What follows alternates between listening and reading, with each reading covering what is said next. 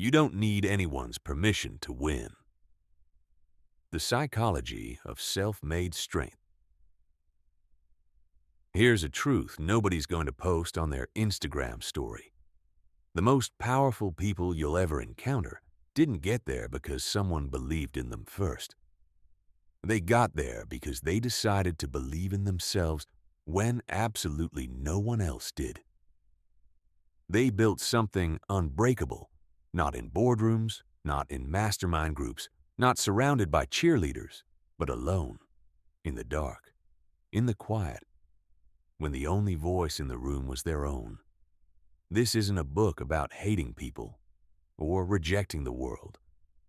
It's about something rarer and far more valuable, becoming the kind of person who doesn't collapse when the world withdraws its applause. It's about developing a psychological architecture so solid that whether your phone blows up with support or sits completely silent, doesn't change what you do next. If you've ever felt like your progress stops the moment encouragement stops, this book was written for you. If you've ever waited for someone's permission to go after what you actually want, this book is your wake-up call. And if you're already on the path but you want to go deeper, sharper, further, keep reading, because what follows is the complete psychology of winning alone. Nobody is coming. And that's the best news you'll ever hear. Stop waiting. Seriously. Put down the phone, stop refreshing your messages, waiting for that person to respond. The mentor who was supposed to guide you, and the investor who said they'd call back. The friend who promised to show up. Nobody is coming to rescue you. And the sooner you absorb that truth into your bones, the sooner you become someone worth reckoning with. This is not cynicism. This is the single most liberating realization a human being can have. Because the moment you stop outsourcing your progress to someone else's schedule, someone else's mood, someone else's belief in you, you take back the one thing no one can give you: your own power. Think about how many people you know who are brilliant, talented, creative, and yet completely stuck. They're waiting for the right connection, waiting for recognition, waiting for a sign. Meanwhile, the months pile up. The ideas gather dust. The potential slowly suffocates under the weight of dependency. Not because they aren't capable, but because they've handed the keys to their future over to someone who isn't even thinking about them. The psychology of independent achievement begins with a radical act of ownership, not selective ownership, not just owning the wins, but owning all of it. The failures that embarrassed you, the decisions that cost you, the opportunities you let slip by while you waited for someone else to give you the green light. Own every bit of it. Because the moment you stop distributing blame to external forces, you start accumulating something far more valuable: agency. When Marcus, a 34-year-old graphic designer from Chicago, lost his corporate job during a company restructuring, his first instinct was to wait. Wait for a recruiter to find him. Wait for his former boss to put in a word. Wait for the economy to shift. 8 months passed. Nothing changed. Then one Tuesday morning, sitting in his apartment surrounded by unfinished sketches, he made a decision that changed everything. He stopped waiting for permission and started building. He launched a freelance portfolio, cold emailed 50 studios in a week, and within 90 days had more work than he'd had at his corporate job. The rescue never came. He stopped needing it. This shift, from passive to active, from victim to architect, is the foundation of every principle in this book. It doesn't mean you won't have help along the way. It doesn't mean community is worthless or mentorship is a myth. What it means is that you never make your emotional stability, your forward momentum, or your core identity dependent on the presence or approval of others. The practice starts small. Stop asking for advice on decisions you've already made in your heart. Stop crowdsourcing your instincts to people who don't understand your vision. Stop drafting texts to people asking if it's okay to do the thing you know you need to do. Make the call. Start the thing. Build the habit. Not because you're reckless, but because you're ready to take ownership of your own story. The most successful people in any room got there because they cultivated a fire inside that no one could extinguish and no one needed to light. That fire is yours to build, and it starts the moment you accept. Nobody is coming, and that is the best news you've ever heard. Build your own scoreboard. Every morning, millions of people wake up and immediately begin measuring themselves against everyone else. Scroll through social media, count the likes, check who got promoted, watch the highlight reels of strangers and feel the quiet sting of comparison. This is the external scoreboard, and it is rigged against you. Always. Because you're measuring your raw footage against everyone else's edited film. Winners, real winners, not performers, operate from a completely different set of metrics. They've built what you might call an internal scoreboard, a private ledger that tracks what actually matters, not likes, not titles, not how impressive they look at dinner parties, but things like, did I honor my word today? Did I do the hard thing even when I didn't feel like it? Did I grow even a little bit? Did I show up for the person I'm trying to become? The problem with living by external metrics is simple. You've handed control of your emotional state to strangers. Your confidence rises when someone praises you and craters when someone ignores you. Your motivation surges when you're acknowledged and evaporates when you're overlooked. You become completely dependent on the weather patterns of other people's moods. That's not a life, that's a performance, and it's exhausting. An internal scoreboard changes the game entirely. It's built on the values you've chosen, not the ones handed to you by a culture obsessed with status, followers, and optics. Your scoreboard might include integrity, growth, resilience, consistency, contribution. These are metrics you can actually measure. Did you keep the commitment you made to yourself? Did you stay honest when dishonesty would have been easier? Did you push past the moment when you wanted to quit? Here's why this matters practically. The internal scoreboard tracks process, not just outcomes. And process is something you control completely. You cannot always control whether the business succeeds, whether the relationship works, whether the pitch lands. But you can always control whether you showed up with everything you had, whether you maintained your standards under pressure, whether you did the right thing when no one was watching. Priya, a first-generation entrepreneur running a sustainable fashion brand in Austin, went through 18 months of near-invisible growth. Sales were slow. Her competitors were getting press coverage. Her social media numbers barely moved. By every external metric, she was losing. But she had her own scoreboard. She tracked learning. Every week she'd acquired a new skill. She tracked integrity. Every supplier relationship was maintained honestly. She tracked consistency. She'd shipped every order on time for 500 straight days. When the brand eventually broke through and was featured in 3 national publications in 1 month, she said, I wasn't surprised. I knew what the score actually was. The internal scoreboard also gives you access to something most people never find: private victories. The day you chose discipline over comfort when no one was watching. The moment you acted ethically in a situation where cheating would have gone undetected. The time you kept going when you had every excuse to stop. These victories don't show up on anyone's feed, but they compound inside you, building a bedrock of self-trust that no external achievement can create. Sit down today and define your scoreboard. What do you actually value? What behaviors would prove to you, and only you, that you're becoming the person you intend to be. Build those metrics. Review them daily.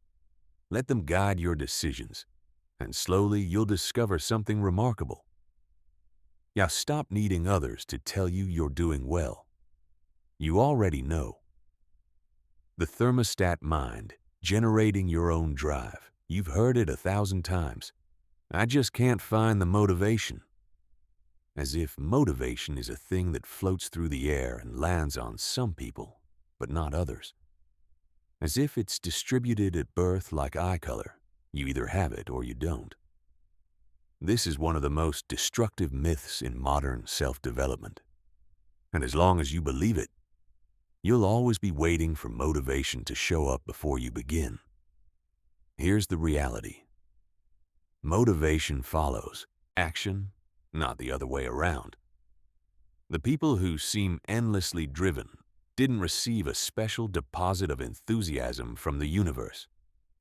They trained themselves to act before they felt ready, and they built systems that generate their own psychological fuel. They didn't become thermostats by accident.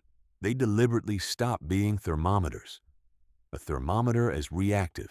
It measures the temperature of the environment and reflects it back. Cold outside, the thermometer reads cold. Warm, it reads warm. Most people live this way. Their energy level reflects their circumstances. Nothing exciting happening?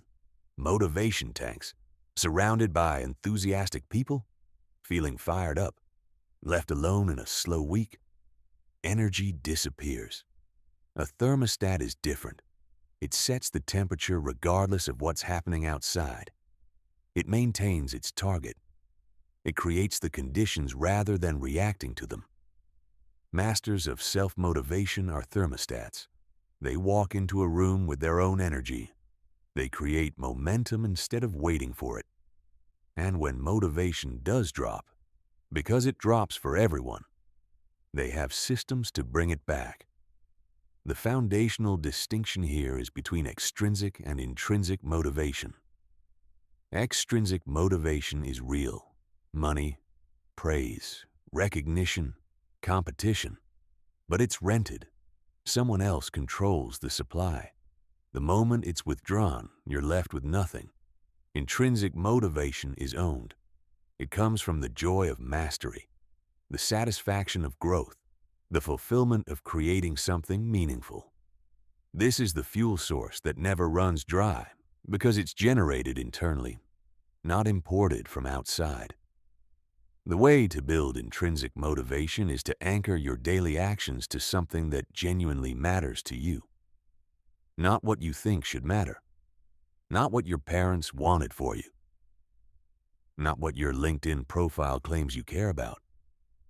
What actually drives you at 6 a.m. when no one's watching and there's no reward in sight? Find that. Connect your work to it. And when the connection is real, motivation becomes far less fragile. Self-motivated people also build feedback loops that don't depend on external recognition. James, a marathon runner from Portland, keeps a training journal that has nothing to do with race results. He tracks feel, effort, and the internal dialogue during tough miles. Nobody reads it, he says. It's for me. It shows me I'm progressing even when my times don't. That private record becomes its own reward system. Fuel that generates more fuel. One of the most counterintuitive lessons in self-motivation is this. Act first. Feel motivated second. Stop waiting until you're energized to begin. Begin and let energy build from the action itself. Start the workout and feel the momentum arrive. Open the document and let the writing pull you forward. Take the first step and trust that the next one becomes easier. Discipline creates momentum. Momentum creates motivation. In that order. Always. Build rituals that activate your thermostat. A morning routine that sets your internal temperature before the world tries to set it for you. A physical practice that clears mental noise. A set of questions you ask yourself each day. What am I working toward? Why does it matter? What's one thing I can do today that future me will be grateful for? These rituals are not productivity tricks. They are psychological infrastructure, the systems that keep your drive alive when the world goes cold. Emotional independence, the skill no one taught you. Imagine for a moment that your emotional state is a house. Most people have built their house on someone else's property. Their mood depends on how their partner spoke to them at breakfast. Their confidence depends on whether their boss acknowledged their work. Their sense of worth rises and falls with the temperature of the room they're in. This isn't weakness. It's a pattern that was never interrupted. But it is a pattern that must change if you want to achieve anything real on your own terms. Emotional independence is not the same as emotional detachment. You're not trying to become a robot. You're not aiming for numbness or the inability to feel. What you're building is the capacity to experience the full range of human emotions, including the painful, uncomfortable, confusing ones, without being swept away by them and without needing someone else to regulate them for you. The first cornerstone of emotional independence is self-awareness, not vague self-awareness, specific, honest, detailed self-awareness. What situations reliably destabilize you? Which kinds of interactions leave you drained or reactive? What comments land with disproportionate weight? When you know your emotional triggers with precision, they lose much of their power. You can anticipate them, prepare for them, and choose your response rather than simply react. The second cornerstone is the ability to self-soothe. Instead of reaching for your phone to vent to someone every time anxiety spikes, you learn to breathe through it. Instead of seeking immediate reassurance every time doubt surfaces, you develop the capacity to sit with uncertainty and work through it. This doesn't mean suffering alone when you don't have to. It means not making your emotional stability contingent on another person's availability. There's a particularly important insight buried in emotional independence work. How others treat you says far more about them than about you. The colleague who dismisses your idea in a meeting is revealing their own insecurity. The friend who pulls away during your success is showing their own fear. The parent who criticizes your choices is expressing their own unresolved anxiety. When you genuinely understand this, not intellectually but in your gut, you stop absorbing everyone else's weather as if it were a forecast about your own sky. Sophia, a clinical researcher in New York, spent years interpreting her supervisor's moods as evidence about her own performance. When he was cold, she assumed she'd done something wrong. When he was warm, she felt safe to proceed. It wasn't until a therapist helped her see the pattern that she realized his moods were entirely his own, a product of pressures, personality quirks, and history she had nothing to do with. Once she stopped reading his temperature as her report card, her productivity and confidence transformed. Emotional independence also means learning to feel difficult emotions without fleeing them. Loneliness, sadness, anxiety, disappointment, these are not emergencies to be escaped. They're data. They carry information. And when you allow yourself to feel them fully, without immediately reaching for a distraction or a comforting voice, something remarkable happens.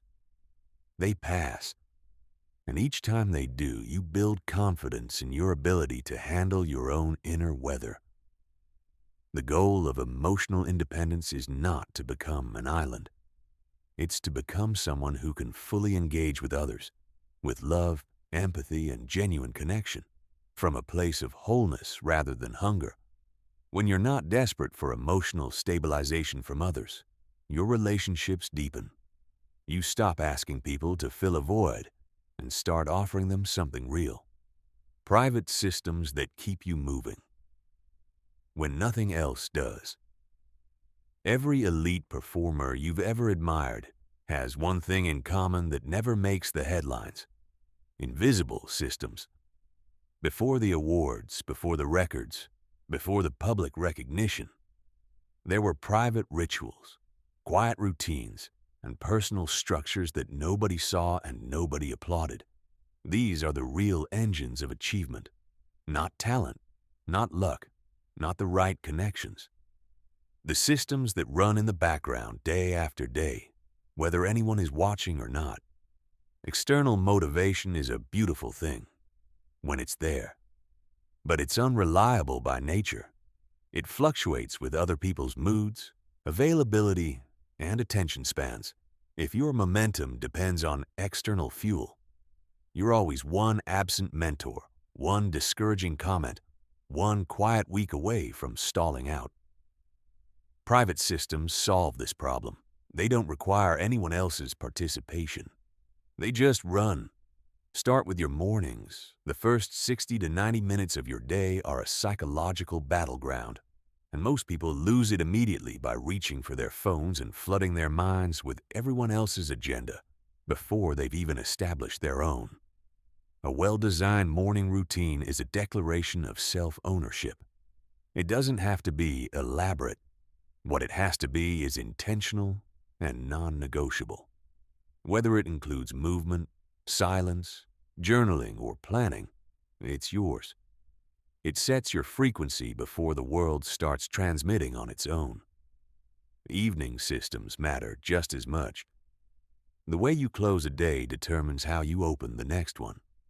A brief review of what you accomplished, what you're learning, and what tomorrow requires creates continuity and momentum that doesn't rely on anyone else reminding you why you're working. It keeps the thread alive, even when the day was rough, even when progress was invisible. Tracking is a private system that most people underestimate. When you track your habits, your outputs, your growth, you create accountability without needing an accountability partner. The record itself becomes the witness. Daniel, a novelist from Atlanta who wrote his first book while working a full-time logistics job, tracked one metric every single day: words written. Not quality, not chapter progress, just words. On days I felt nothing, I wrote 300 words. On days I was on fire, I wrote 3,000. But the streak never broke. The number kept me honest even when my feelings didn't. The book took 2 years. He published it independently. It sold 40,000 copies. Decision frameworks are another underused private system. When you have pre-established criteria for common choices, how you spend your time, which opportunities you pursue, which requests you decline, you eliminate the daily drain of relitigating the same decisions from scratch. Your system handles it. You act consistently with your values without having to think your way through each situation from zero. Crucially, your private systems should include recovery. Rest isn't a reward for hard work.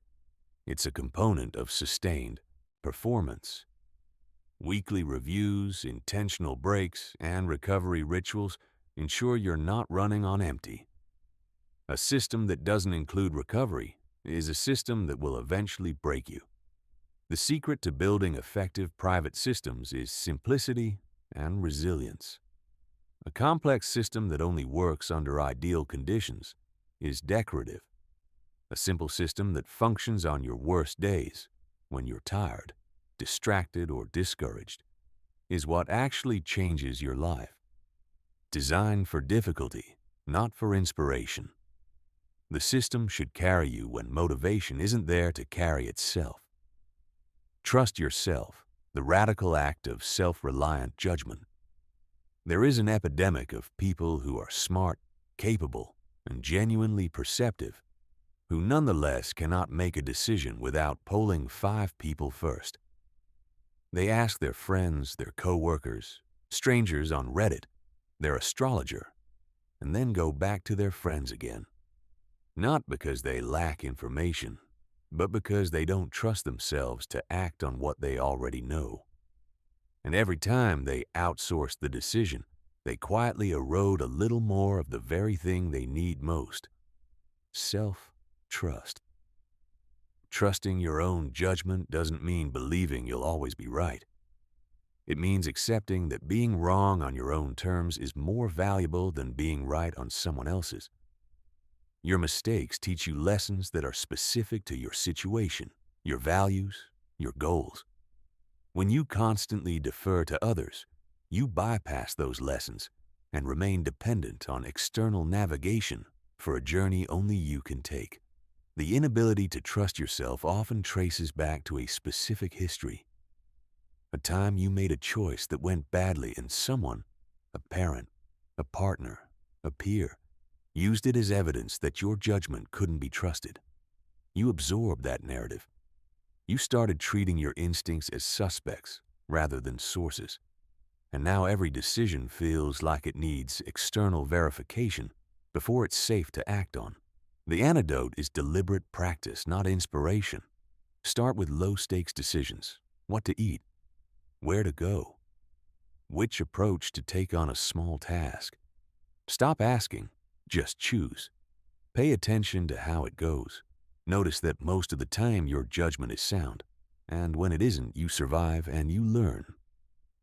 This daily practice builds what you might call the decision muscle. It grows stronger with use and atrophies with disuse. One of the most significant blockers to self-trust is the fear of social disapproval. Not the fear of being wrong, the fear of being judged for being wrong. This subtle distinction changes everything, because what it reveals is that you're not actually making decisions based on what's best for you. You're making them based on what gives you the most plausible deniability if things go sideways. Well, 5 people agreed with me becomes armor against criticism rather than evidence of good thinking. Here's an important distinction: seeking advice versus seeking approval. Seeking advice means gathering information and perspectives to enrich your thinking, while retaining full ownership of the final call. Seeking approval means looking for someone to co-sign your choice so you can share the blame if it fails. The first builds judgment. The second undermines it. Rachel, a pediatric nurse who later became a healthcare startup founder in Denver, described her turning point this way: "I was in a meeting where I knew exactly what the data showed and exactly what we should do. But I sat quietly waiting for the senior doctors to reach the conclusion I'd already reached, and they didn't. They went the other direction. 6 months later, I was proven right and the company had wasted significant resources. I realized that day. My judgment was never the problem. My silence was." She never waited again. Trusting your judgment also requires learning to distinguish between intuition and impulse. Intuition is the quiet, clear signal that arises when your accumulated knowledge and experience process a situation beneath the surface of conscious thought. Impulse is the loud, immediate pull toward short-term gratification. Both feel like internal guidance, but they point in very different directions. Learning to tell them apart is a lifelong skill, and the practice of sitting with a decision before acting, asking, "Is this intuition or urgency?" is one of the most powerful tools available. Stop explaining yourself to people who've already decided. There is a particular kind of energy drain that's so common, we've normalized it. Spending hours crafting explanations, justifications, and defenses for our choices to people who weren't interested in understanding us to begin with. We try to phrase it just right. We think of new angles. We present evidence. And the whole time, the person across from us, the skeptical parent, the cynical friend, the dismissive colleague, has already made their decision. They don't want an explanation. They want you to stop making them uncomfortable with your ambition. Here's what nobody tells you about over-explanation. It signals insecurity. When you feel compelled to justify every decision at length, you're inadvertently communicating that you need permission, that their understanding is required for your choice to be valid. And, ironically, the more you explain, the more you invite debate. Every clause you add becomes a foothold for counterargument. The person who says, "I'm doing this because I believe in it," and changes the subject is projecting far more confidence than the person who delivers a 20-minute case study. Not everyone deserves the full story of your life. This isn't unkindness, it's discernment. Your uncle, who's never taken a risk in his professional life, doesn't need a detailed explanation of why you're leaving your stable job to build something. Your coworker, who measures success exclusively by salary, doesn't need a manifesto about why you're pursuing work that fulfills you. You can be warm, respectful, and brief. This is the direction I'm going, and leave it at that. The people whose questions genuinely deserve thoughtful answers are different. They're the ones who've earned it. Through consistency, through genuine interest in your well-being, through a demonstrated track record of supporting you even when they didn't fully understand your moves. For them, you share. For the others, you're kind, you're brief, and you keep moving. There's a deeper pattern worth examining here. Whose opinions are you actually seeking when you over-explain? Often, it's the people whose lives look least like the one you want to build.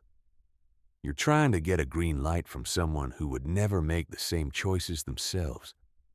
That's like asking someone who's never left their hometown for directions to a place they've never heard of. Their inability to give you good directions isn't your problem, and their disapproval of your destination is even less of your concern. The habit of over-explanation also has a sneaky side effect. It makes you doubt yourself. The more you try to defend your vision to skeptics, the more their objections creep into your thinking. What started as a firm decision begins to feel negotiable.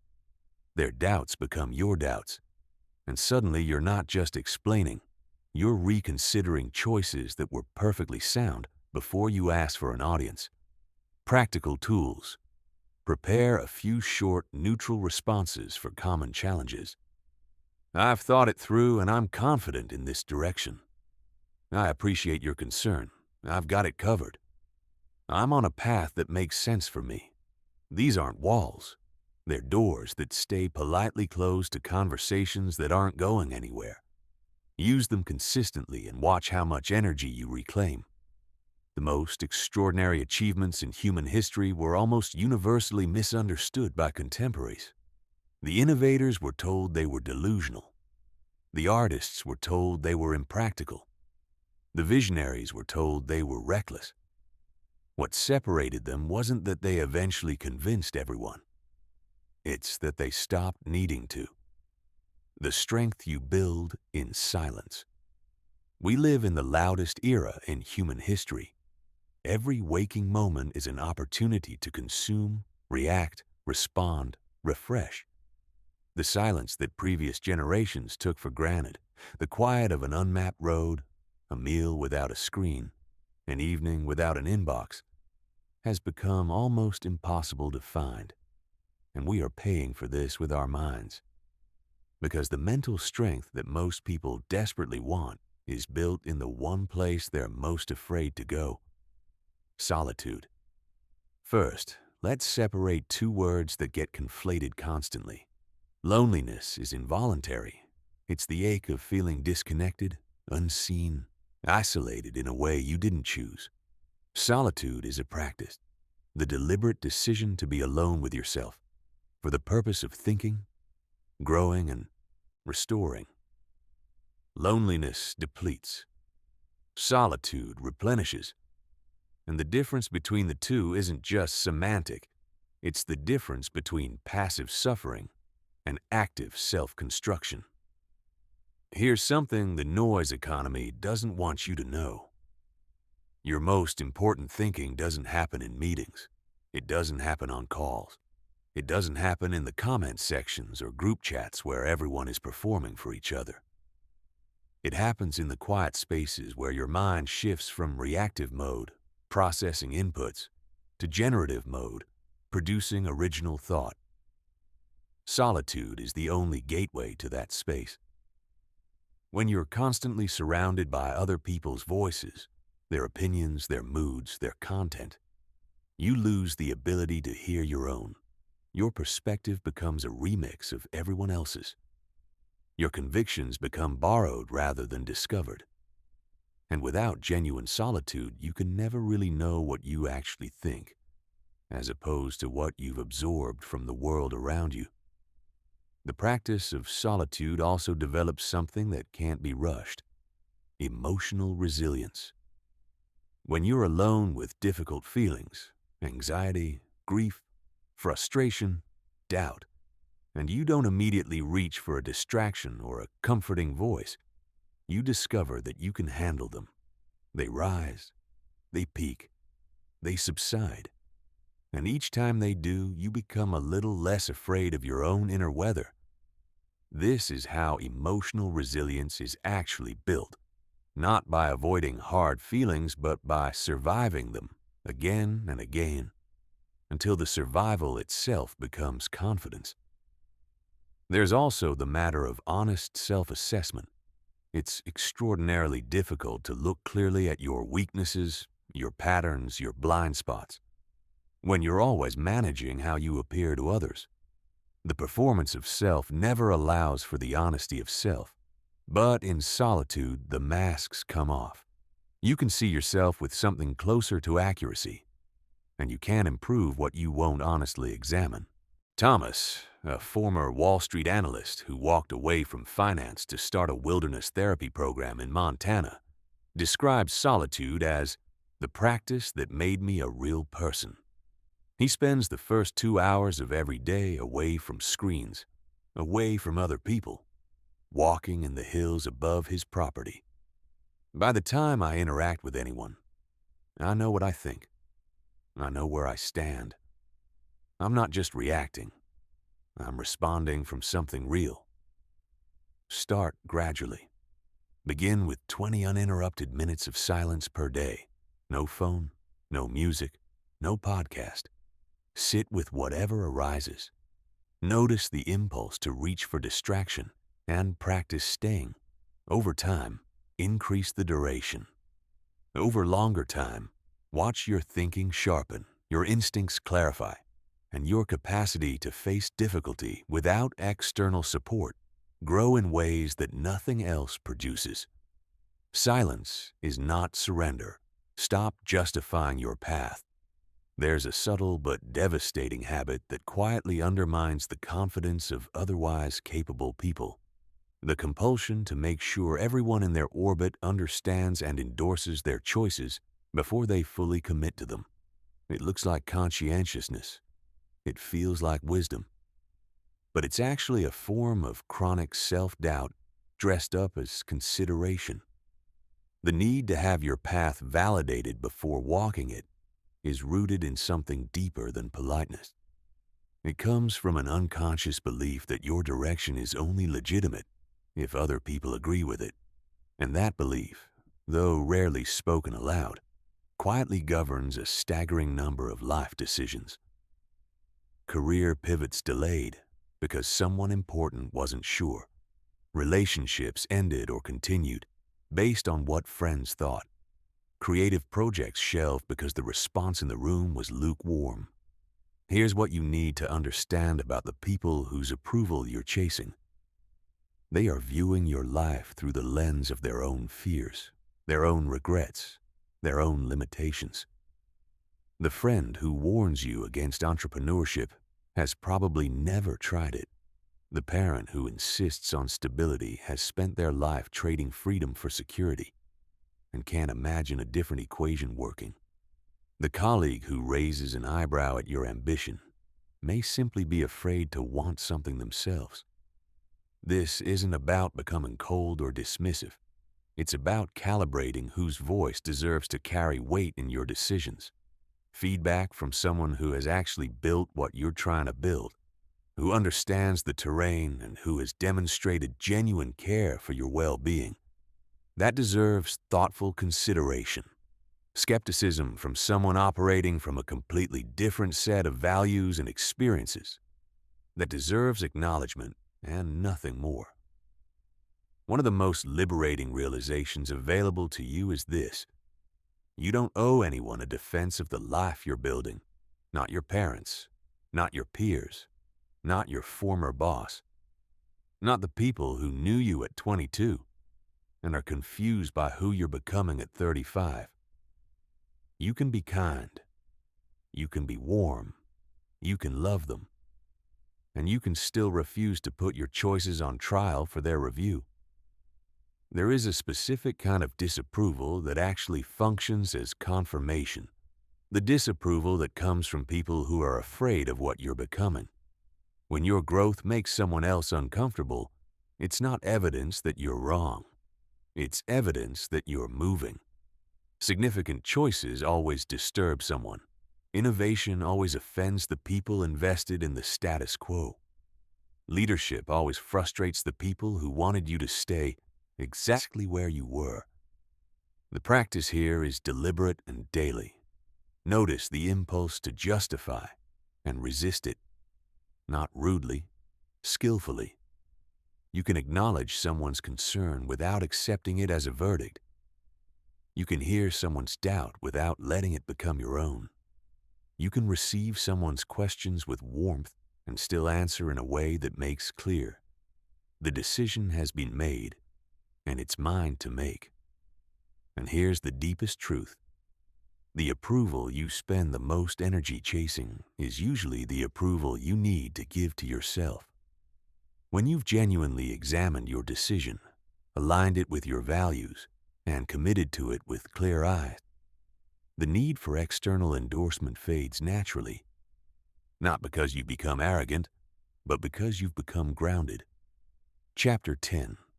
The Conversation That Never Stops. Mastering Your Inner Voice. Right now, as you read these words, there is a voice running in your head. It's commenting on what you're reading. It's wandering to something that happened yesterday. It's anticipating something tomorrow. It's judging, comparing, worrying, hoping. This voice, your internal dialogue, is the most influential relationship in your life. More influential than your closest friend. More influential than your most important mentor. Because it's the one conversation you cannot escape. And most people are having it on autopilot, completely unaware of what it's doing to them. The quality of your internal dialogue directly predicts the quality of your performance, your resilience, and your relationship with yourself. People with destructive internal voices live in a constant low-grade war against their own limitations, their past failures, their imagined inadequacies. People with constructive internal voices don't live without doubt or difficulty. They've simply learned to respond to doubt and difficulty with a voice that helps rather than harms. Most of the voices in your head that feel like yours aren't originally yours at all. They're collected. A critical teacher who marked your paper in red and said nothing about what worked. A parent who communicated love through standards and disappointment through silence. A peer group that rewarded certain kinds of confidence and punished others. These voices became internalized, and they kept running long after those people left the room. Breaking psychological dependence means auditing those voices and deciding which ones you actually want to keep. The first step is awareness, honest, unflinching awareness of what your inner voice actually says. Most people are shocked when they start paying attention. The relentless criticism, the catastrophizing, the comparisons that are never flattering, the predictions that are always worst case. If you spoke to a friend the way your inner critic speaks to you, the friendship would not survive a week. Yet you've been allowing this voice to narrate your entire experience. Once you see it, you can work with it, not by suppressing negative thoughts. Suppression never works for long, but by actively engaging with them. When the inner voice says, "You're not ready for this," don't just accept it as fact. Ask, What evidence supports this? What evidence contradicts it? Have I navigated difficulty before? What's the most useful thing I could focus on right now? This isn't toxic positivity. It's mental discipline. It's the difference between a thought controlling you and you directing the thought. Developing a coaching inner voice rather than a critic is one of the most transformative practices available. A coach doesn't lie to you. A coach doesn't pretend hard things are easy, but a coach focuses on what's possible, what's within your control, and what the next right action is. When you're in the middle of something difficult, this voice asks, what do I need right now? What would actually help? What can I control in the next 10 minutes? Top athletes have known this for decades. Olympic sprinters don't walk to the starting blocks narrating their previous false starts. They have specific internal cues, words, images, micro-affirmations that activate their optimal state. This is not mystical. It's trained. Serena Williams has talked about the inner dialogue she built over years of competition. Navy SEALs use specific self-talk protocols during high-stress operations. Elite surgeons have been shown to perform better when they've preloaded constructive internal scripts before complex procedures. The internal dialogue is the one variable in your life over which you have complete and final authority. You cannot control the market. You cannot control other people's behavior.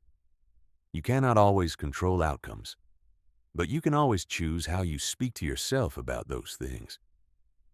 That choice, made consistently over time, becomes the bedrock of genuine psychological independence because it means your most important support system is always available, always operational, always specifically calibrated to your situation. Unshakable standards, your private constitution.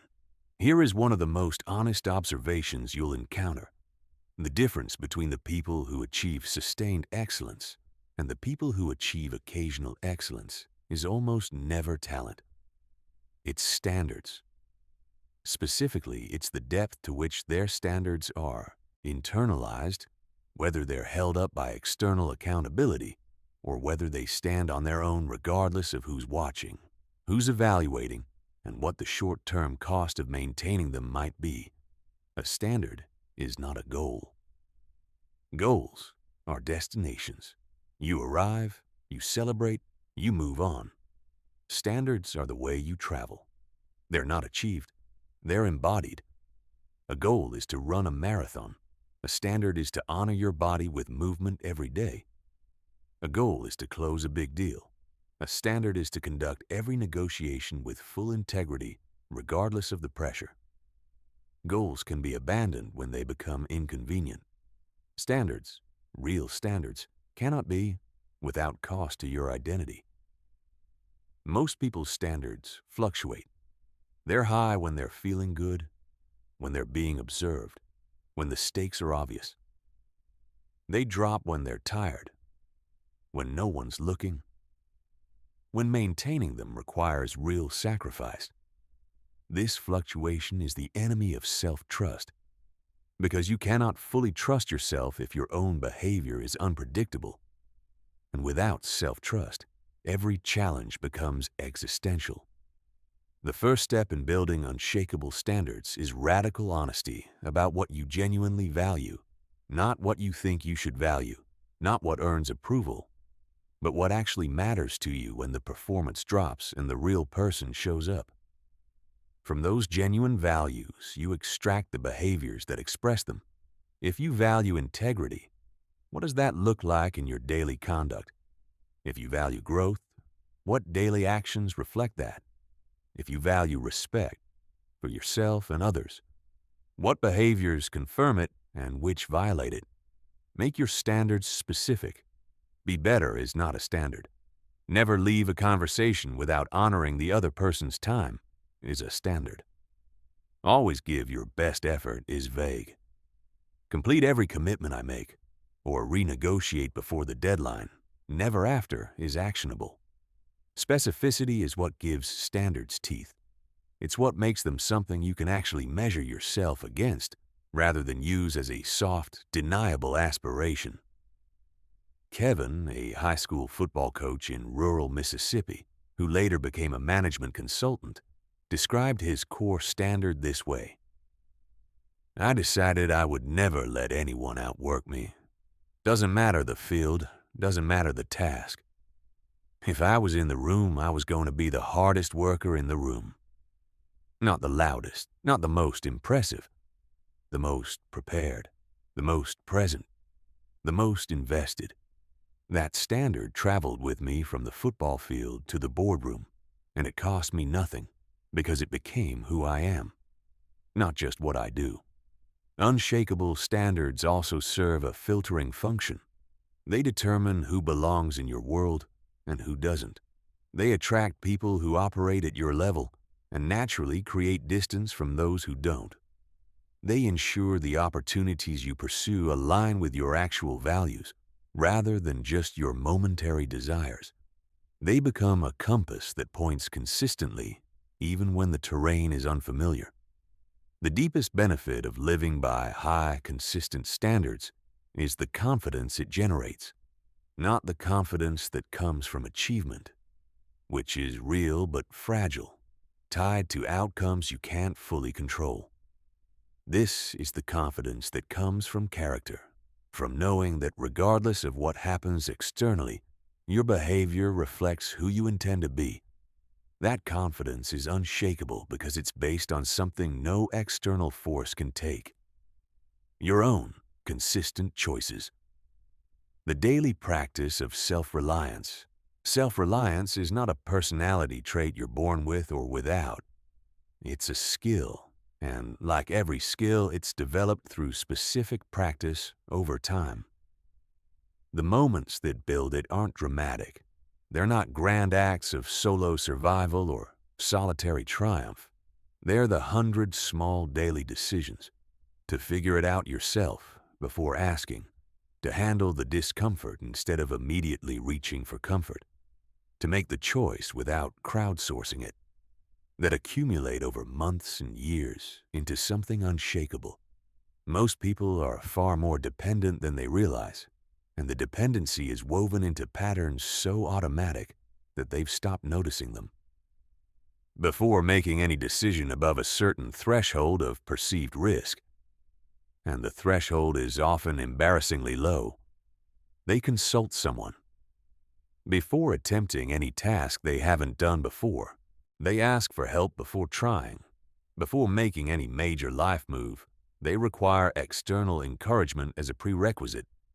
These habits feel like prudence. They're actually the daily erosion of self-trust. The practice starts with a simple habit. Pause before outsourcing. Before you send the "what do you think I should do" text, ask yourself, do I actually not know? Or do I know and I'm just looking for someone to share the weight of the decision? The answer, if you're honest, is often the latter. When it is, don't ask. Decide. Act. Experience the result. Build the track record with yourself that your judgment works. Physical self-reliance matters more than it's given credit for. Learning to cook your own food. Managing your own finances with genuine understanding. Handling basic repairs and household needs.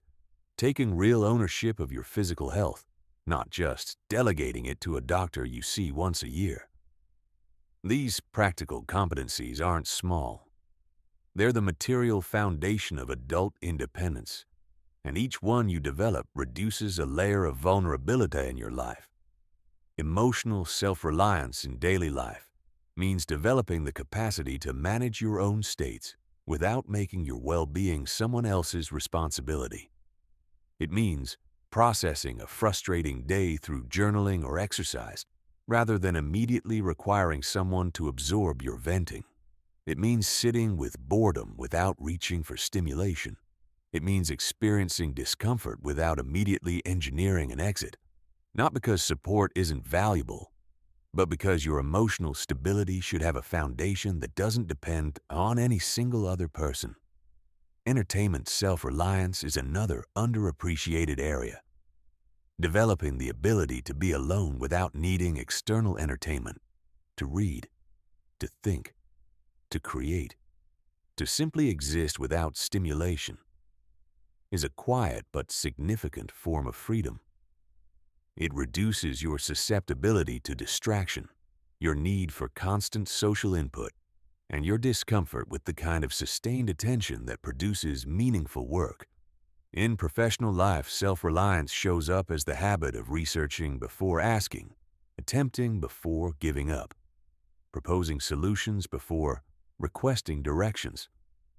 The colleague who brings problems is less valuable than the colleague who brings problems with their proposed solutions.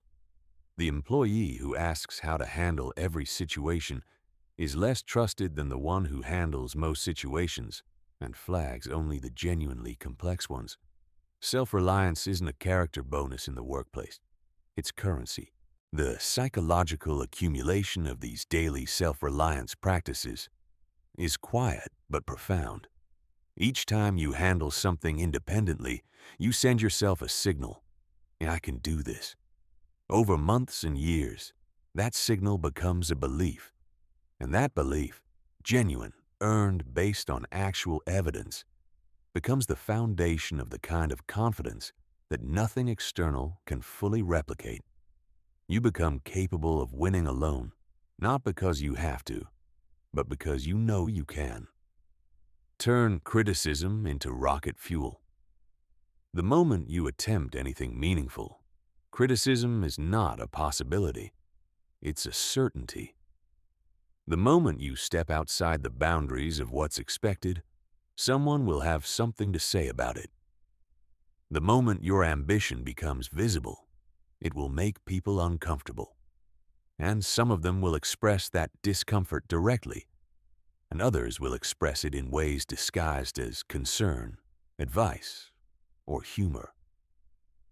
What you do with all of that, whether it becomes fuel or friction, is entirely within your control. Most people fall into one of two failure modes when it comes to criticism.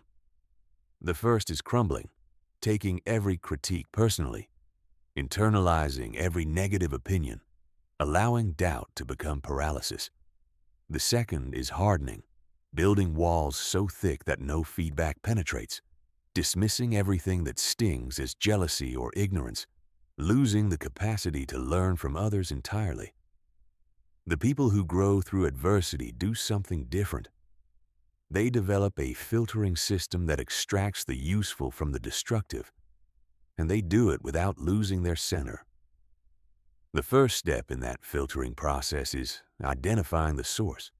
Constructive criticism, the kind worth absorbing, comes from someone who understands what you're attempting, has demonstrated genuine investment in your success, and delivers specific, actionable feedback targeted at behavior or output rather than character.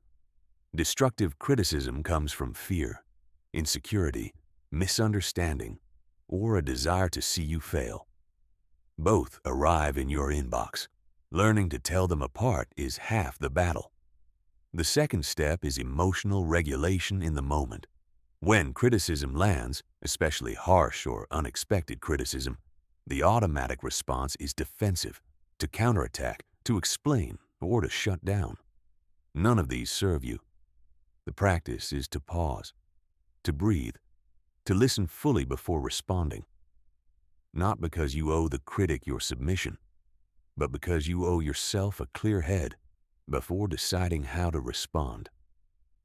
The pause is where your power lives. Here's a reframe that changes everything. Separate yourself from your work. Criticism of your output, your methods, your approach, even when delivered harshly, is not necessarily a statement about your worth. Your work is not you. Your performance today is not your potential. Your current chapter is not the whole story. When you genuinely internalize this separation, criticism stops feeling like an attack on your identity and starts functioning as information. Sometimes useful, sometimes not. But data either way. The ability to extract a grain of truth from even poorly delivered feedback is a superpower. Someone might be wrong about 80% of their criticism, but the 20% they got right is worth noticing. The packaging doesn't determine the content. Learning to look past abrasive delivery, emotional framing, and unsolicited tone, to ask, is there anything here that's actually useful, is what separates the people who grow from feedback from the people who only grow without it. And then there's the fuel aspect, the part that most people miss entirely. Criticism, particularly the kind driven by doubt or dismissal, is a remarkable energy source if you choose to use it that way.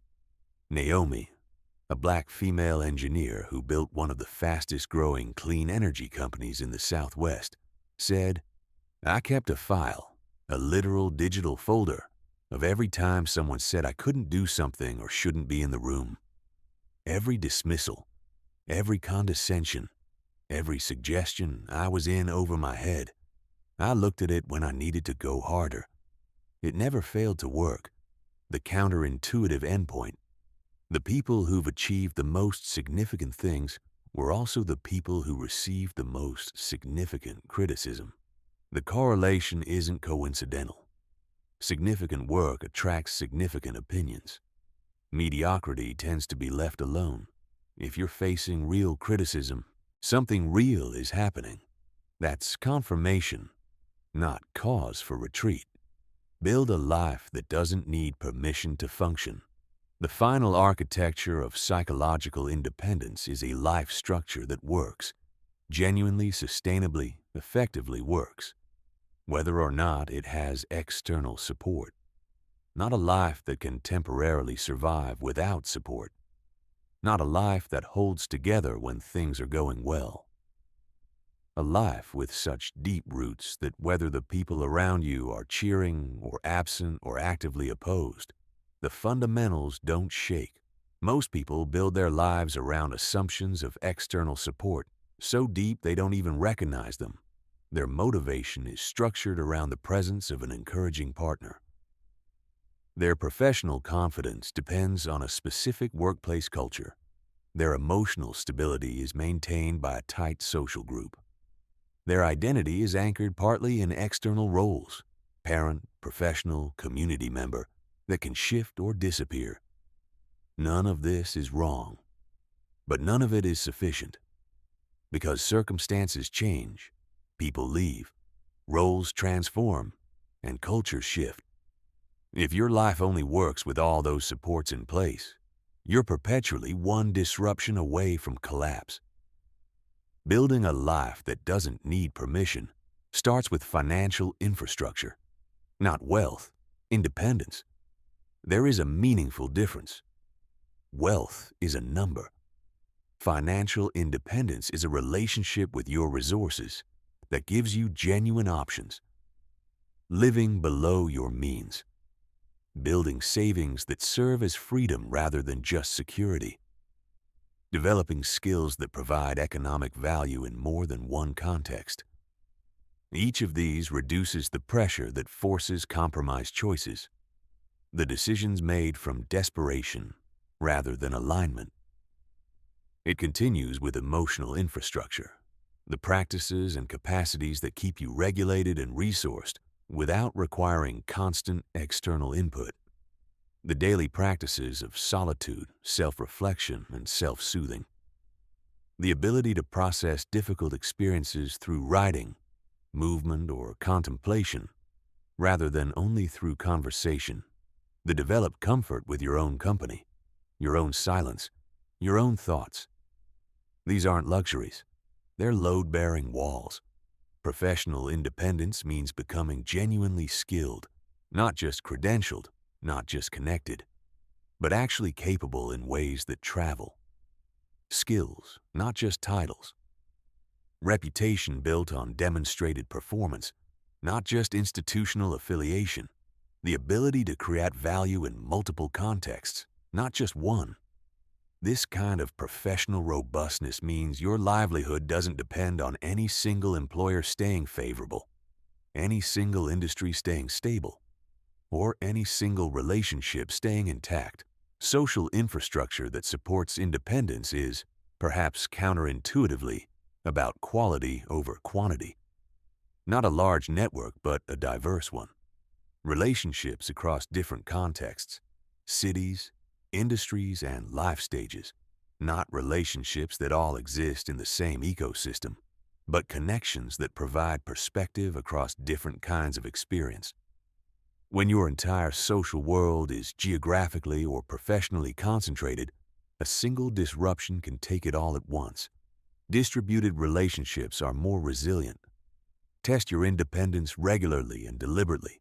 Spend time alone without entertainment, and notice how long it takes before you're uncomfortable. Make a significant decision without consulting anyone, and track how it goes.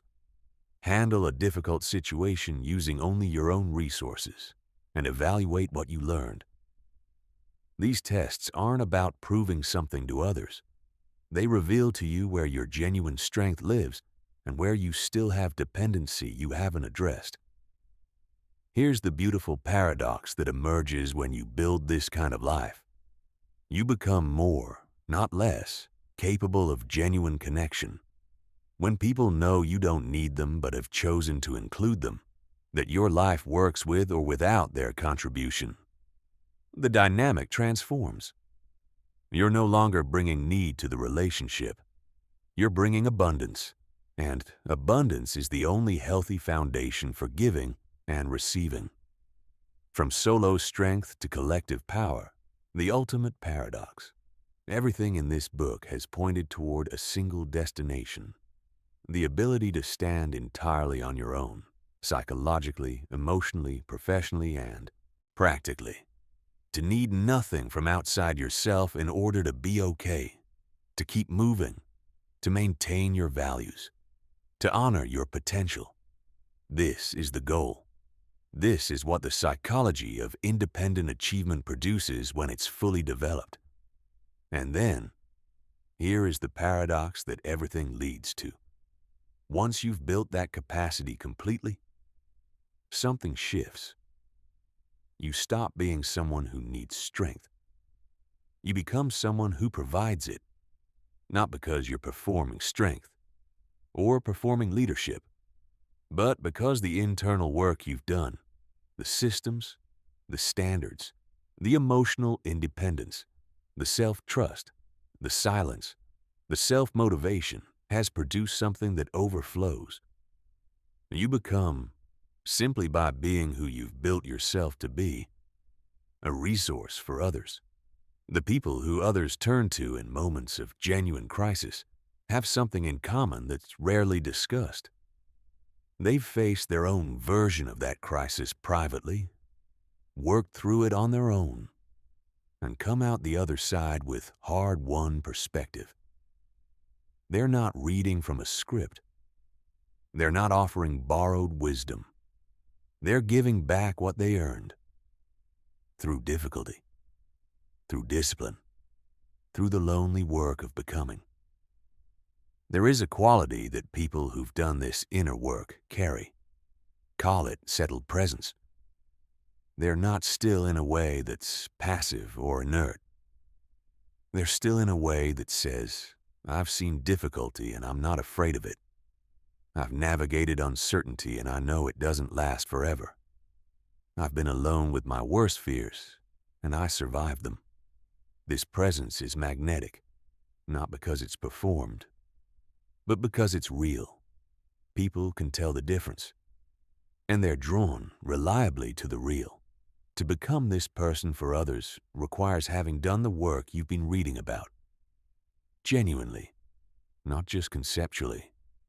You cannot hold space for someone else's fear if you haven't learned to hold your own. You cannot offer perspective on someone else's struggle if you're still in the middle of a struggle you've never addressed. The inner work isn't selfishness. It's preparation. It's prerequisite. The way you provide strength to others when you've developed this capacity is different from what people expect. You don't solve. You don't rescue. You don't take the weight away. Because taking the weight away serves your need to be useful, not their need to grow.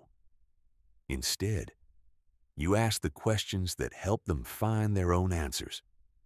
You reflect back what you see in them, not the limitation they're experiencing, but the capability they've temporarily lost sight of. You remind them, through your presence, that difficulty is survivable, because they can see that you've survived yours. The deepest thing you can offer another person is proof, not advice, not resources, not connections. Proof. Proof that it's possible to build something inside that external circumstances cannot take down. Proof that the inner life can be developed, strengthened, and relied upon. Proof that winning alone is not a consolation prize for people without support. It's the foundation for everything else that follows. And this is the ultimate paradox of the psychology of independent achievement. When you no longer need people, you become someone people genuinely want around. Not for what you can do for them, though you can do a great deal, but for what you represent. The person who has learned to be complete within themselves creates something rare in every room they enter. The feeling that everything is going to be okay. Not because they've promised it, but because they've lived it. You started this book perhaps feeling like you needed more support, more encouragement, more external scaffolding before you could really begin. That was the starting point, not the ending one. What you've been reading is the architecture of a different kind of life, one built from the inside out, reinforced by daily practice, tested in solitude, and ultimately offered back to the world not from need, but from abundance. Go build it. Not because someone told you to, not because you need permission, but because you've read this far, and something in you already knows. You were built for this.